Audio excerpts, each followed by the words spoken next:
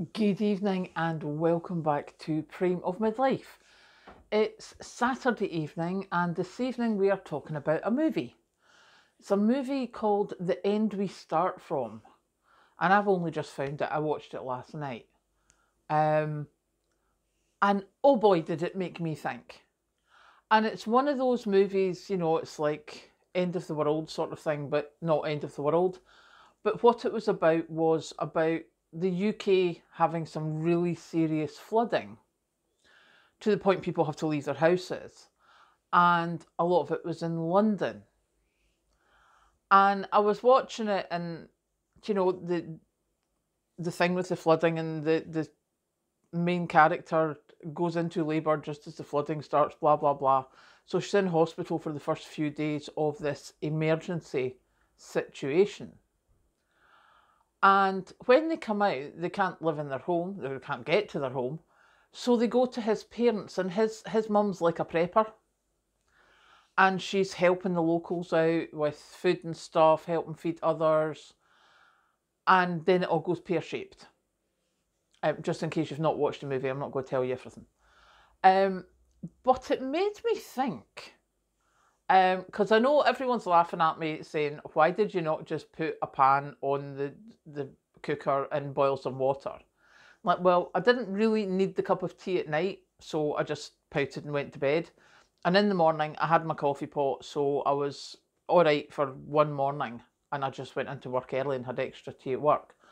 But yeah, it's not something I do, is put a pan on the cooker, because I think that eats way more electricity to boil water than the kettle does. I think so. I haven't actually checked it. I must check with Patrick. But anyway, it was things like that it made me think of, that is actually quite possible with the way the weather's going and everything, that something like London will be flooded. And that is millions of people getting decanted further afield into smaller towns. Millions of people going into smaller towns.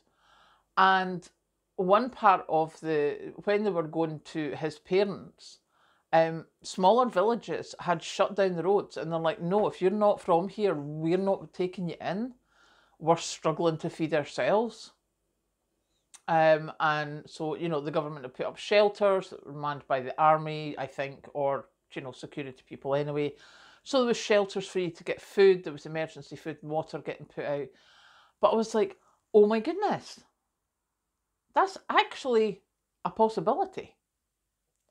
So I was thinking to myself, right, I need to actually work out what I would do in such a situation and how I would cope.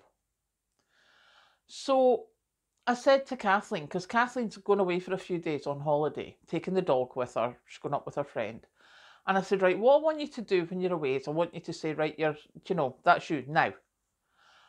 And I'll try and work without power. And when I had made that suggestion to her, I was like, yeah, that's not really a clever idea.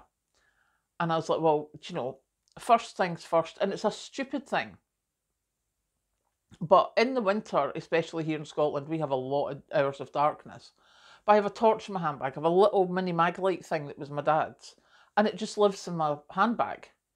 So if it was in the dark and the power went out, the first thing I'm doing, my handbag's always close by. It's normally sitting at my feet. I would be switching on the torch to go and get my power cut basket with my windy up lamp and my radio and stuff like that. The next thing I would have to do is put on the fire, because I don't have a gas cooker. Everything here's electric. I don't have gas. So my heating, my cooking, everything is electric.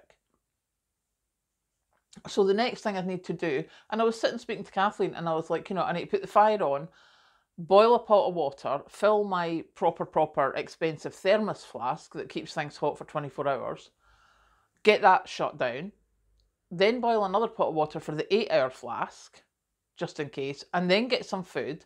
I need to work out what I'm taking out the freezer, if I need anything, depending on how long we think it's going to happen. So I was going all wee wheelies. And do you know what the Kathleen said to me?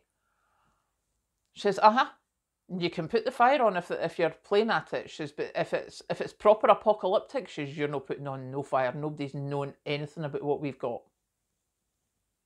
It's like, oh, hark, look at you. And yes, I know you're saying, she took pictures of the prep cupboards. Trust me, the prep cupboards aren't looking that great at the moment. However, the person who she took the pictures for also has quite a bit of stuff, and wouldn't bring their kids here anyway, because I am not known for liking kids. But yeah, it's one of those things that it didn't take, in this movie, it didn't take long for the country to just go bleh. And when his family that they went to stay with, when they had to go out to try and get supplies, it was complete anarchy. And they came back with like one tin and one packet of stuff, and that was it. So I was like, yeah, okay. And I think that's something that I've not thought of before, is that if something happens, and I don't really think of SHTF,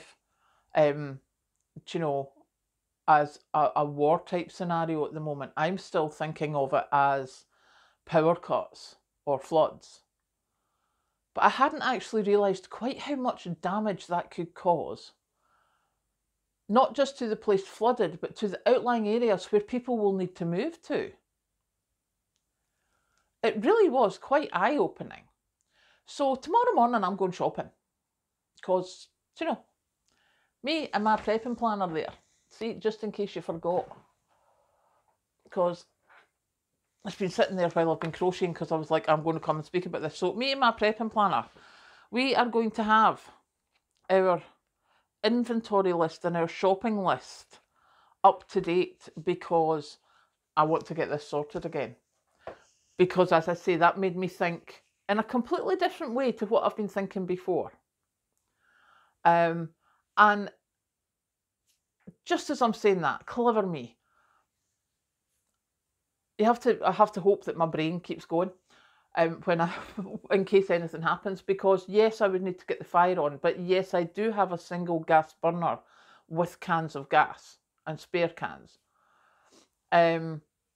So yeah, I could put that on to get something heated up quite quickly while I was waiting on the fire heating up, because it does take a few minutes for a cast iron stove to proper heat up. But yeah, quite interesting and quite thought-provoking. So my wee brain has been churning today. So I'm off to go and do some more lists, and I will be going shopping tomorrow. So yeah, wish me luck. Catch you later.